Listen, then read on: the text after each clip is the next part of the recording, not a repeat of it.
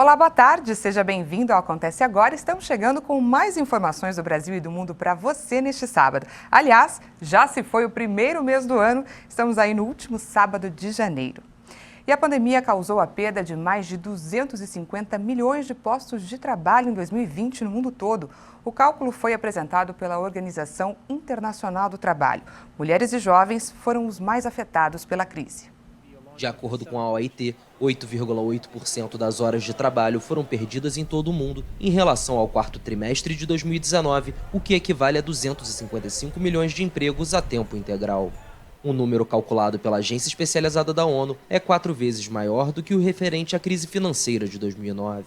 A análise ainda indica que, se não forem considerados os planos de apoio econômico recentes, as perdas em massa causaram uma queda de 8,3% na renda mundial do trabalho, o equivalente a 3 trilhões e 700 bilhões de dólares, ou 4,4% do produto interno bruto mundial. Para a OIT, o impacto da pandemia no desemprego está subestimado e 71% das perdas de emprego devem-se mais a uma saída da força de trabalho do que ao desemprego propriamente dito. Foram citadas questões como pessoas que não puderam trabalhar devido às restrições impostas e outras que deixaram de buscar trabalho. Segundo o estudo, as mulheres foram mais impactadas pela pandemia do que os homens e os trabalhadores mais jovens também sofreram mais do que os adultos. Para 2021, a organização destaca que a maioria dos países vão vivenciar uma recuperação relativamente sólida na segunda metade do ano, uma vez que os programas de vacinação comecem a fazer efeito. E ainda falando de economia, aqui no Brasil, os analistas do mercado financeiro já subiram a estimativa de inflação para esse ano. É a terceira vez que a previsão é revisada para cima. Os economistas de mais de 100 instituições financeiras, ouvidos pelo Banco Central, esperam que a inflação oficial suba para 3,50% em 2021. A estimativa do IPCA, que era de 3,43%, foi revisada para cima pela terceira vez seguida. E eles também passaram a prever que a estimativa do Produto Interno Bruto, do PIB deste ano, vai ser maior. Ela ficou com uma alta de 3,49%. As previsões fazem parte do relatório Focus, divulgado pelo Banco Central. Apesar da alta expectativa de inflação, ela segue abaixo da meta central de 3,75%. Pelo sistema de metas, a inflação pode oscilar entre 2,25% e 5,25% em 2021. Em 2020, pressionado pelos preços dos alimentos, o IPCA ficou em 4,52%, acima do centro da meta para o ano, que era de 4%, mas dentro do intervalo de tolerância. Foi a maior inflação anual desde 2016. E mudando um pouco de assunto, a vacinação contra o coronavírus seguiu mais uma semana atendendo aos profissionais de saúde e aos grupos prioritários. Mas muitas pessoas ainda têm dúvidas. Você sabe quem pode ou não ser vacinado? A repórter Débora Evangelista conversou com uma especialista que esclareceu algumas informações para a gente. Vamos conferir. A Organização Mundial da Saúde estima que entre 65% e 70% das pessoas em todo o mundo precisarão ser vacinadas para que a transmissão do novo coronavírus seja interrompida. Em vários países, inclusive aqui no Brasil, milhares de pessoas já foram vacinadas contra a Covid-19. Os testes das duas vacinas aprovadas pela Anvisa para uso emergencial apontaram que os imunizantes, em geral, são seguros e têm contraindicação para um pequeno grupo de pessoas.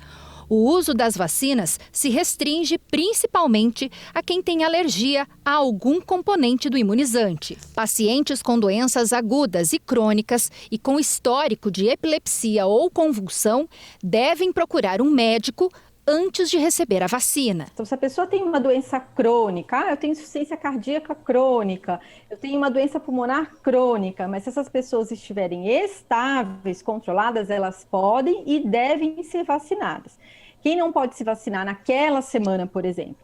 Quem tiver com febre, né, no dia da vacinação, ou que alguma doença crônica dessa esteja descompensada, a pessoa tem que ter ido no pronto-socorro, ou fez quimioterapia naquele dia, ou a pessoa com histórico de crise convulsiva ou de doença neurológica grave, aí essas pessoas, nesse momento, não vão ser vacinadas, né?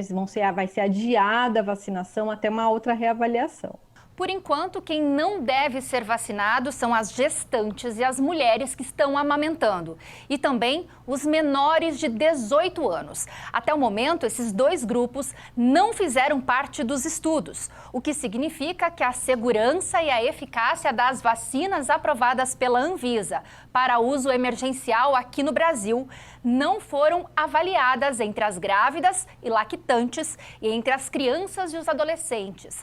Por isso, os especialistas ainda não indicam a imunização. Essa indicação ou não de vacina nesse grupo gestantes e lactantes vai ficar a critério médico e aí vai ser uma decisão da mãe junto com o médico que acompanha e o risco ali de desenvolver coronavírus, o risco de infecção.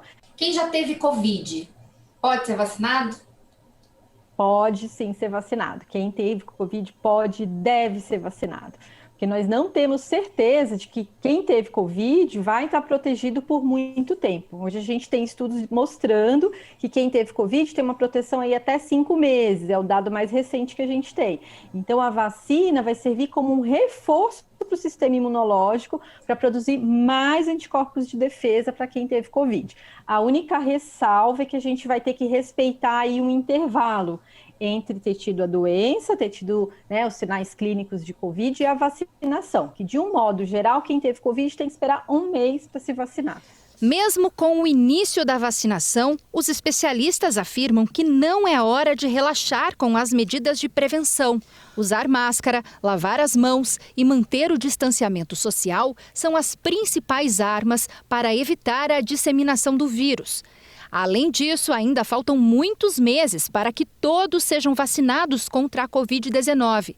E quem já recebeu a dose do imunizante ainda pode continuar sendo um agente transmissor da doença. As medidas de higiene, como a higiene adequada das mãos, o uso de máscaras, eles vão ser necessários por muito tempo ainda, até que a gente comece a observar realmente uma queda do número de casos e do número de hospitalizações. Aí sim, a gente vai ver qual vai ser o novo normal aí, a gente vai estar vivendo uma outra etapa, se a gente vai voltar às coisas do dia a dia. E olha só que interessante, um importante estudo realizado no Canadá afirma que a colchicina, um anti-inflamatório de baixo custo, reduz o risco de complicações e mortes causadas pela Covid-19.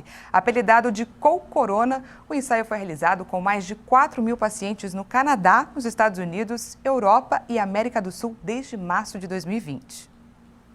Apesar dos estudos preliminares do Colcorona já terem sido publicados, as conclusões finais devem ser divulgadas em breve. Segundo a investigação, o uso de colchicina poderá reduzir as hospitalizações em 25%. Participaram da pesquisa 4.159 pacientes com pelo menos um fator de risco para complicações do vírus. Os envolvidos tiveram diagnóstico de Covid-19 confirmado por um teste de PCR. A necessidade de ventilação mecânica caiu 50% e as mortes 44%. O Dr. Jean-Claude Tardif, diretor do Instituto de Cardiologia de Montreal, afirma que a colchicina está disponível em todos os países do mundo, em todas as farmácias do planeta e a um custo muito baixo.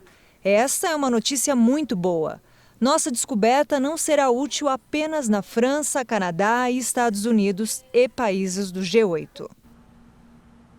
E essa edição fica por aqui. Muito obrigada pela companhia. Um ótimo fim de semana para você e a gente se vê na segunda-feira, às 10 horas da manhã. Até mais!